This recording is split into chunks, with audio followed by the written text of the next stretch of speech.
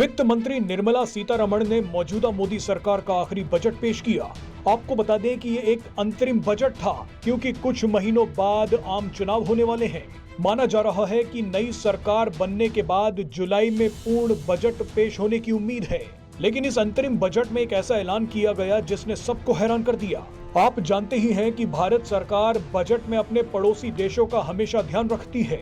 इस बार भी पड़ोसी देशों के लिए भारत ने अपने बजट में ग्रांट्स और लोन्स का ऐलान किया। ग्रांट्स और लोन्स में सिर्फ इतना फर्क है कि लोन को चुकाना पड़ता है, लेकिन ग्रांट का पैसा तोहफे के रूप में किसी देश को दे दिया जाता है। मगर सबसे हैरानी की बात यह है कि भारत ने गद्दारी करने वाले मालदीव को छप्पर फाड़ के पैसा दिया है। भारत ने एक अच्छे पड़ोसी का धर्म निभाते हुए मालदीव को पैसा देने का ऐलान किया है।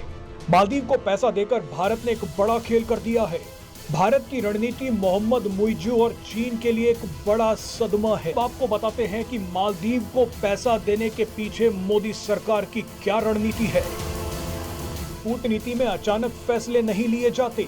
सिर्फ मोहम्मद मुइज़ू और चीन को सबक सिखाने के लिए भारत हमेशा के लिए मालदीव से रिश्ते खराब नहीं कर सकता। भारत ने मोहम्मद मुइज़ू और चीन की धज्जियां उड़ाने का एक शानदार रास्ता चुन लिया। भारत जानता है कि मोहम्मद मुइज़ू के खिलाफ वहां की सारी विपक्षी पार्टियां एकजुट हो गई हैं।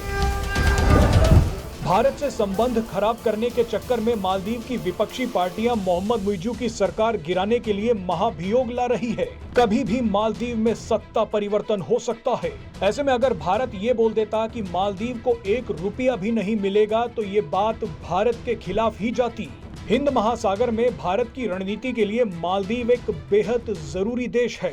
मालदीव में जिस दिन चीन समर्थक सरकार पलटती है, उसी दिन से भारत और मालदीव के रिश्ते फिर से सामान्य हो जाएंगे। ऐसे में भारत ने अपने बजट में मालदीव को पैसा देकर वहां की विपक्षी पार्टियों को और भी ज्यादा ताकत दे दी है। मालदीव की विपक्षी पार्टियां अब अपने देश के लोगों के सामने बता सकती हैं कि मोहम्मद मुइज़ू ने तो भारत से गद्दारी की, लेकिन भारत ने इसके बावजूद मालदीव की भलाई के लिए पैसा दिया। भारत ने एक मजबूत और जिम्मेदार पड़ोसी होने का धर्म निभाया।